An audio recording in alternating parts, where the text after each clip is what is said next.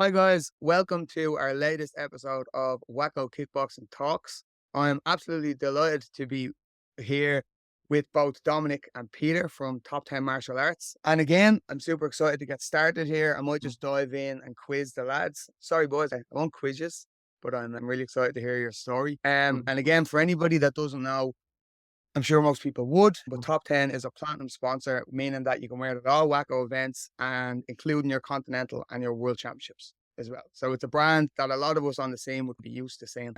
But Peter, Dominic, thanks so much for getting on, guys. How are we? Yes. Yeah, we are good. We are good. Thank you for the opportunity for this interview. We are glad to explain a little bit about the amazing history of Top 10. I hope we have enough time because you have to see that Top 10 and WAKO have a common history since the early days of kickboxing, as you maybe know or not. Yeah. Of course, yeah. So hopefully we can get a glimpse of that now as we're talking. I've been doing kickboxing my entire life since I was a small boy. My mom trained me; she still runs the club. But I was only thinking about earlier. I remember the first time I got a pair of top 10, got a set of top 10 gear. It was actually a blue avant-garde and a blue avant-garde headguard. And the blue, I feel like they were Super Fight 3000 at the time, and I was maybe the happiest 11-year-old Uh-huh. skipping through Dublin that day. But I was only thinking about it last night. So, guys, you might start maybe in just filling us in about a little bit of the background of Top 10 and how the whole idea became, maybe the founding of such an iconic brand, a brand that we all know and associate with kickboxing and almost even ITF, karate, all these things. Yeah. Yeah. To say we have to go back in the early days when it's called all-style karate these days. And Top 10 was founded 1977 by George Bruckner, the father of European kickboxing, and Mike Henderson for the intention to provide high quality equipment. Because at these days, 1977, when the first time martial arts or kickboxing started, they have used this equipment, Well, tipped foam with lace. So it I've was never super seen that before. dangerous, super dangerous. And I already have worn it. It's mine. You got a lot of injuries. So then 1977, Japan introduced as first martial arts company karate gis in various colors like red and blue, and the first kickboxing bands with elastic waist. So we were the first one who introduced it in the market. And when you see old pictures from 1978, 1979, you already can see all the fighters were wearing bands with elastic waist. 1978, George Bruckner, he was an engineer and absolute crazy for kickboxing and for safety. He started to develop a new equipment together with engineers and sport fighters from the WAKO Germany. And he found a company was Bayer, one of the giants, one of the real giants in chemicals. And they started to do the first equipment after testing 60 different materials. And they Wow. made a historical glove. And I know that many old coaches know it. It was this one. Oh, wow.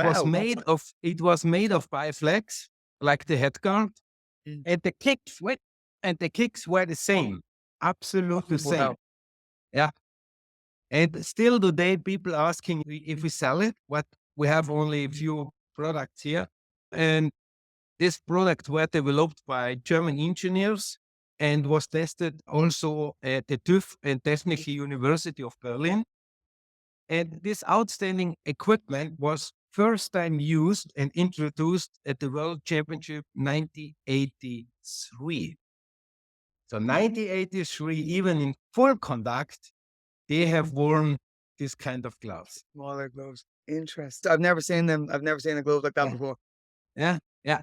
Still, that was the first Top 10 gloves. It was washable, durable, and it was the same product like the head guard. But after 1983, I already had this glove as well. And this kicks got stolen. I think it was in an event in Switzerland. There's Oh, nothing no. against Switzerland, just to say. And yeah, but Top 10 was not satisfied with this product. So they started to work on new products and on new ideas. In 1987, a real milestone was introduced.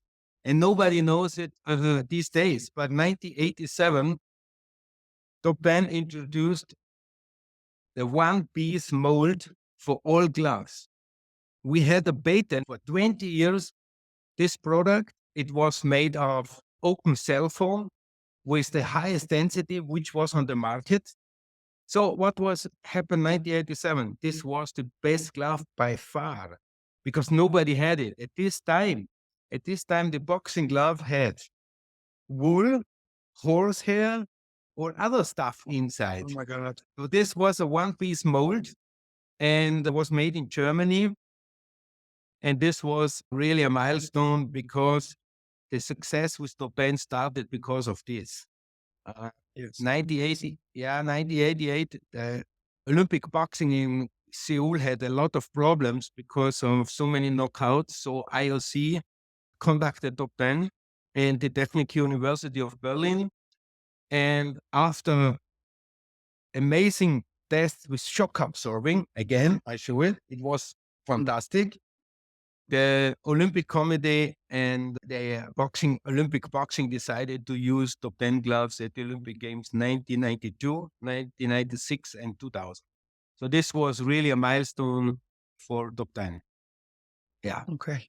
Top 10 had at this time 9 patents for gloves and head guards. And of course, everybody knows this head guard. Yes. Yeah. It's the historic we do. one. I mean, Sure. yeah. This, by the way, this was the glove from Sydney 2000, the head guard from Sydney 2000. Oh, wow. Yeah. We have it in our museum. So this is, everybody knows, this head guard is still from 1985. And until today, people like it and wear it. Yeah. What else we have to say that after a while we made this head guard, the avant-garde, as we had a patent as well. It's also made in Germany, still made in Germany with a closed cell foam inside. You have to see before we start early in the morning, every day when we start the production, we do a test first. Quality test. And that's inside. It's a lot of bubbles. It's a closed cell foam. They give you the highest protection. And now in these days, we can see more copies. They change a little bit on the side and they call it in something new, but yeah. Okay. The original is here. Yeah. So, It's not that one. so I would say that Top 10 created a timeless piece of history with the gloves and with the head guard. So that's a short overview about the history of Top 10. Yeah. No, thanks.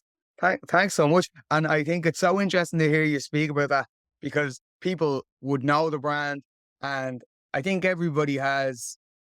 people feel like they have a connection with it because everyone would have used it at some stage, or a lot of people would have used it maybe throughout their kind of WAKO journey or their kickboxing journey. But even as you're speaking, there's so many more kind of interesting things that you wouldn't have known about. I've never seen them gloves or the kicks that you showed at the start. It's mad to think that the boots, the kicks had laces on them. That's crazy to think about because we'd be used to. Also, if you see the one-piece mold, yes. Now all kind of gloves from all our competitor one-piece mold inside, but it was the patent and the development of Top 10, 1986 and 1987, when they introduced it at the World Championship in Munich. Yeah. That's history. Yeah. That is history. Yeah, that's really interesting. Yeah. Yeah. And it's interesting. It's so interesting to hear you speak about the IOC and the Olympics being involved for the boxing. And I knew I would have known just from my own interest and my own viewing and bit of history that the top 10 gloves were worn. The Barcelona Olympics were a big Irish boxing Olympics. Yeah. Big one for Irish boxing, and they were wearing top 10 gloves and that. And I remember the first time I would have gone back to watch that footage. It would have been like older footage.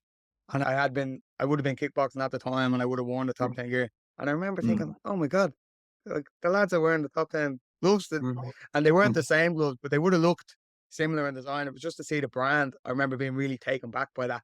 But that Barcelona Olympics would have been one of the first times then that the top 10 would have been involved in Yeah. Would have been involved in the IRC and would have been involved in being used for boxing sport like that on that level. Guys, that's really interesting. Thanks so much for sharing that with us. I wonder, could you guys tell us a little bit about how you got involved in top 10 or in martial arts or anything like that? Just a bit of background to yourselves for guys that don't know. Yeah, Dominic can start shortly. Go ahead, Dominic. Sure, sure. Yeah, I grew up with martial arts because of Peter, is my father, and I'm now already 6 years in this company. So we changed so many things internally. We have now new meeting rooms since 1 year with 25 square meters only for samples and new prototypes and products. We try to fix so many things and try to move forward or with our team. We have a full-time team here, which is always on the road for photo shooting with athletes and everything. We have here content manager in-house, and we have also one person who is in charge only for our designs. She's only doing 40 hours per week, full-time designs and new products. We try really our best and experiment with new materials. We have many different things here. We try our own patterns and be always on the top and to satisfy those athletes. Yeah. No, thank you. That's really interesting to hear, yeah. And sorry, just to touch back in, Peter, I didn't want to interrupt earlier on, just as Dominic was speaking, it came back to me when you mentioned the elastic bottoms, the bottoms with the elastic waist on it. And I guess for me, in my time doing kickboxing, I started kickboxing when I was 4. All the trousers had elastic waists. So I never would have thought at the time that the trousers didn't have elastic waists. And I think as you speak there, Dominic, about trying new things and about experimenting with different things, it's so interesting to see, Peter, you show us the mold and the older kind of style of gloves and headguard and how that's changed and how that's gone about. And I'd know myself just from being at kind of world championships or European championships, I'd always see, and even more, even at World Cups and things like that, you'd see different designs or different models of kind of top 10 gloves and top 10 gear or uniforms and things like that. I remember seeing a kind of skinny fit tracksuit a few years ago turn up. And at that time, we were all wearing the kind of bigger windbreaker style tracksuits. And I would wear them kind of clothes. I choose to wear them. I remember looking at the skinny fit, being like, oh, this is very nice and things are changing. Dominic, when you're speaking there, it sounds like there's constantly kind of new things being thought about or tested or brought out and things like that. How does that, sorry, the question that I'm leading to is, how does that happen? Could you tell us a little bit more behind that? Do you guys look at something and are always trying to make that one thing better? Or do you say, that glove is a great glove, let's move on and make something else? I can tell you, that's a good question. That's a good question. Nice. Perfect, yes. I'm prepared for this. I'm prepared. Look, Love it. Look, I show you the first glove for the Olympic Games. The first glove for the Olympic Games, top 10. Yes. Yeah. Even the sticker is here. It was 1990, the official sticker from the Olympic boxing. And this was the first top 10 glove with the pre-shape. And when you see, it was a milestone, as I said. But when you see, this is the same idea of the glove, when you see the new top 10 gloves became bigger, has more protection on the knuckle. The thumb is a little bit changed in a different shape. So even this glove was good in the 90s. These are the new ones. So yeah, we are working constantly. There's no product which is always 100% perfect. Yeah, that's You can always improve. You can I always love it. And that really has a kickboxing or martial arts kind of mindset. Like, we can always make things a little bit better. And to our listeners at home, I was chatting to Dominic and Peter off air just as we got on. And I was thanking them for getting on. And in that kind of discussion, it was the idea, it wasn't said, but the idea came up that the lads are just so busy. The lads are working away at this all the time. And it's lovely to see the two of you guys, like father and son, involved in that. If you're going to be busy, it's nice to be busy with family, I'm sure. My mum runs our local kickboxing club, which is a small enough club, but it keeps us busy. And it's nice to be busy with, sometimes it's nice to be busy with family, I'm sure. Yeah. sometimes it's also a hard time to work with your Yes, family. yes, of course. One thing that you brought up that I wanted to not ask you more about, but one thing that I'm sure a lot of people would think about when they think of top 10 is the head guard. And I would have called it Bayflex. Maybe I'm saying that kind of Yeah. material wrong. Yes.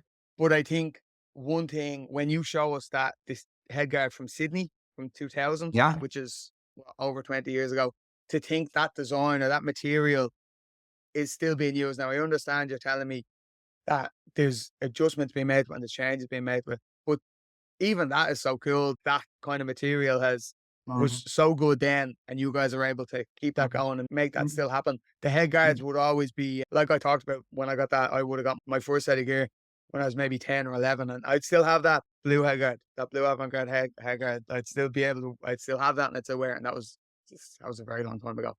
So most definitely it's something that I think a lot of people would consider really iconic, would be that head guard, that head guard piece. I might ask you a little bit more about the transition into kind of ring sports. Insteps would have been a newer thing in the sense that they wouldn't have been around maybe at the time that the first boots and stuff like that you would have showed me. Was there a stage where top 10 decided we're going to start doing insteps as well, or was that something that kind of happened naturally? It's happened. It happened because of the request on the market. It was a request on the market because, of course, long time ago, WAKO started also with low kick and K1, and for training purpose, this kind of shin guard was absolute necessary.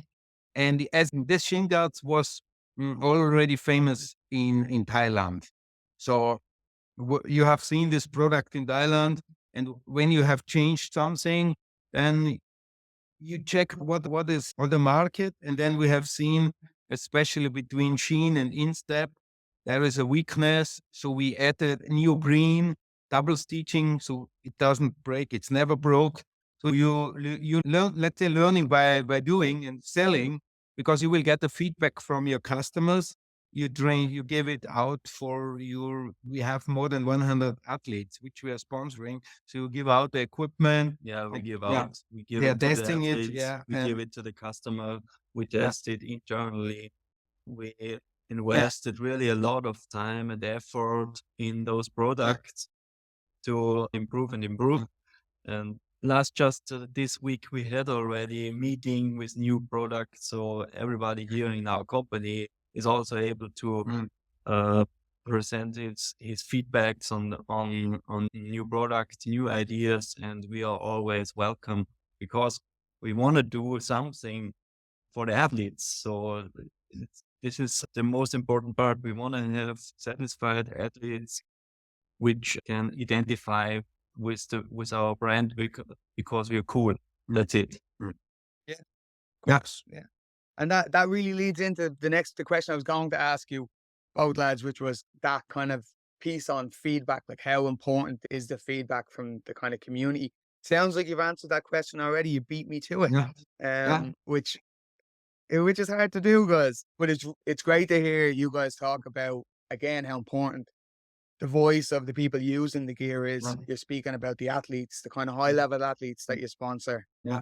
that you give the gear out, that even that it's nice to know that is being used in competition and in training. And again, it's being used week in, week out. Like being used daily, and you're training in it, you're sweating in it, and then you guys are getting the feedback from that. That's great to hear that. And you would have thought that, but it's lovely to hear you guys say that.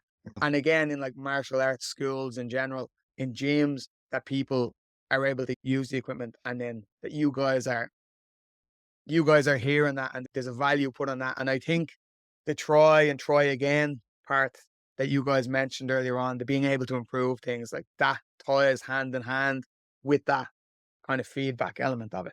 It's really interesting. And again, I'm recalling like any tournament, any kind of international tournament I've been to, and even some local tournaments, there's always a top 10 stand. There's a stand to buy the gear from it's distributor, whether you're at a World Cup, you're at the World Championship, or anything like that. And again, that would be a great place to give some feedback as well from the community, to be able to speak to some of the guys that are on the stands as well, because again, they are I'm yet to go to an international tournament that doesn't have one of them. That doesn't have one of them stands. That's to our listeners, guys. You can go up and have a chat with the guys at the stands, as well as being able to get some great top 10 gear. Be able to have a good conversation and be able to feedback with the guys too. Is there? I know I've kept you guys long enough now, but one thing that I really wanted to ask was there are some really. I was actually ordering some gear for some of our younger kids in the club, and as I was looking through online, some new kind of designs and new ideas really popped up for me. And I originally got on to say that I was going to get the gear for the kids, but I was actually like, oh, I'd love a set of myself. Love a pair of them. Would love for that. Is there anything that you guys are working on now? Any ideas that have kind of you're in the process of figuring out that you could tell us a little bit about now? I know something that I saw was the kind of the newer shorts, the newer design of kickboxing shorts that had come out. Maybe I pronounce it wrong, but I know I've been looking at the Vectory ones, which are ones that I hadn't seen before I looked at it. So is there anything new that you guys would like to share with us? Oh, yes. Behind us, we have a lot of new products already, which come out very soon. Yeah. So many new things, I'm sure you're saying. I can see you go, oh God, Jake, there's so many new things. Yeah. We do new colors. We have special designs inside. We do new shorts, new gloves. All the time we have something new in our mind. But what we are focused now is we are working on recycling and sustainable materials. Yeah. Because we already introduced in karate and in ITF the dobok with recycled fabrics. We changed our logo to top 10 in green. Yeah. And we are almost ready to introduce also some products in kickboxing with recycled fabrics and sustainable materials. Because why? The world is changing. Young people like you, yeah. We have to take care about the environment, and that was our goal, because we have many young people also in our company. And we started last year with this project. It's not easy in the martial arts industry because you will not find a lot of material. So we were searching everywhere. Yeah, I have full box with raw materials in my office for different kind of things, which is sustainable, but it's important for the durability of the gloves because of the impact. Yes, it's in the fashion industry, it's already working, but we have sport equipment, which is always used for training, for events, for many kind of things, and so you need a higher durability. And this is the current problem. But we work hard on it to fix it. We have many ideas and many things to do. Yeah. But this year for sure, with September latest, we will come out with some range of made of recycled or sustainable materials. Yeah. That's really exciting news, and it's extraordinary to hear you talk about that. I'm sure a lot of people are going to be really happy. I know that's on the top of a lot of people's mind now as a global issue. So a lot of people are going to be really happy about hearing that from a big company like Top 10. And again, something that's close to a lot of people. I mentioned that at the start. Like a lot of people would hold Top 10 and that idea like as part of their kind of personal life because they would use it maybe every day. So a lot of people are going to be really happy about that. And that's something that's really exciting to look forward to by the end of the year. Keep an eye out on the website. Keep an eye out maybe at them at the stands, at tournaments and stuff like that. You'll be able to see. Guys, I might finish up just by saying to all of our listeners that again, Top 10 is a platinum sponsor. So it's something that you can use at all your WAKO events. You can use it at Continental and World Championships. We had our national selections last week in Dublin, in Ireland. I know a lot of other countries did around Europe and around the world. Now would be a good time to start getting your orders in, start getting your gear together. I know as an athlete, when I'm coming up to competing, when I'm coming up to going away, I don't want to start trying to get gear together and trying to figure out what I have and what I don't have. So now, early in the year would be a good time to start getting them orders in. Also, you can learn more about Top 10 through all your social media platforms. So that's Instagram, Facebook, Twitter, or X, as it's called now. All of them things. Peter, Dominik, guys, thanks so much for getting on with us. Thank you. It was a nice talking to you. Very nice. Really appreciate Yeah. it. We do. Most definitely. I really appreciate it. And guys, thanks for tuning in to today's episode. And I look forward to speaking to you all really soon.